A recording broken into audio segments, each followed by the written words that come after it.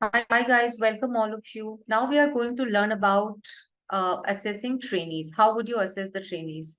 So you can assess the trainees by placement test. Begin by conducting a placement test to assess your trainees. Initial English language proficiency level.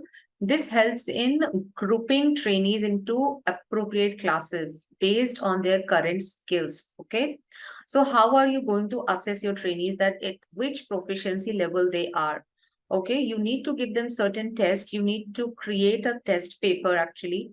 And then, when they are answering, basis on that, you need to make a group basis on their proficiency level. Where do you see them that they are at level A1 or B1, or they are actually good like C1 level? So language proficiency assessment, how would you do it? Regularly assess training language skills in reading, writing, listening. These are the three criteria on which you obviously assess them.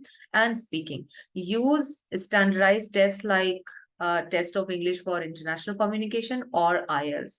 They've got a certain set of papers, certain standards to maintain. And all of these papers will have questions related to skills of listening, writing, reading, and speaking, all of it. Okay, include speaking assessments to evaluate their ability to communicate effectively in business context. So first of all, it can be placement test to assess your trainees. All right. And this is going to help them teach also better because you know that which student stands where in terms of proficiency level of language. Business terminology. Okay. Assess trainees' understanding of business related vocabulary and terminology through quizzes, assignments, or written tests. Presentations and communication skills. Then, of course, once they will give presentations, then also all you are doing is assessing them all this while. Once they are talking, having a group discussion, they are having a role play, any other activities that they are doing, mock trainings, mock business meetings, mock interviews, all you are doing is assessing their communication skills. And then you are correcting them, not exactly then, but then later on, and give them correct feedback to let them know how exactly they need to change it or how they need to obviously perform better. Business writing. Now in writing context as well, you can give them business emails, create reports, emails. Listening comprehensions will be with the help of videos, or certain different activities can be there. Like you can play videos and ask them to listen to it, and then you can ask questions, or the other students may listen to one person who is giving presentation and the other students have to pay attention to that, and they are asking questions in relation to that presentation. Okay, and then the circle can go on, like everybody has to participate in giving presentation, and the other students have to obviously ask questions, okay, in relation to that presentation. So this way also you can assess grammar and language mechanics has to be assessed, not the complete grammar, but at least pronunciation, punctuations, usage of correct tenses. Business case studies, assign case studies or business scenarios for analysis. Okay, just be specific to business all the time. Evaluate their problem solving skills, like give them certain scenarios wherein they are stuck and they can be stuck. Customer has really asked them to do something.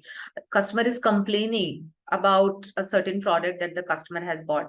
Now how to resolve that? That can be one of the biggest scenarios to assess their skills of thinking. Okay, how critically they can think on the spot.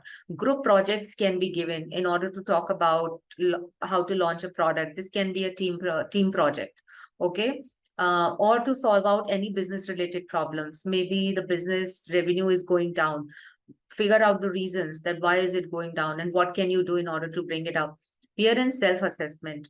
Okay, self-assessment can be giving presentation, and then you can ask that how did you perform, what do you think about your performance?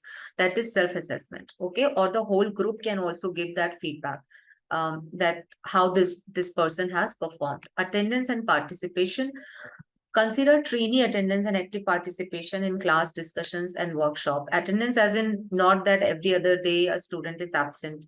Okay, participation is important. Final exam or project, any project, if You have given any project or any final exam in the form of quizzes, explain answers, or whatever it is, that is obviously always the area of assessment. Feedback and reflection. So depends, every time and every organization, you may have different set of assessments. Professionalism, how well somebody has performed in the class, punctuality, adherence to the business etiquette, whatever you have given, how many students are actually following and doing that homework.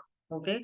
Certification, award certification or credentials upon successful completion of the course. That is important because they feel important with this. Continuous assessment is important. Not that the whole course is over, then you are taking the assessment. Do it after every module. Feedback mechanism is important. What kind of feedback are you providing? Okay, just the generic feedback or actually the feedback on which they can actually work. External assessment.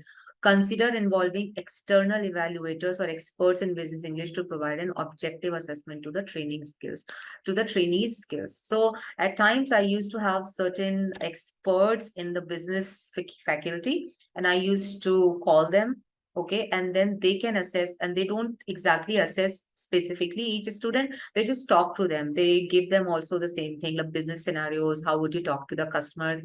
And then they assess that, yeah, I mean, trainees have learned something or not. So this is also a way of assessing actually your entire course. All right. So that's about this module, guys. I'll see you in the next video.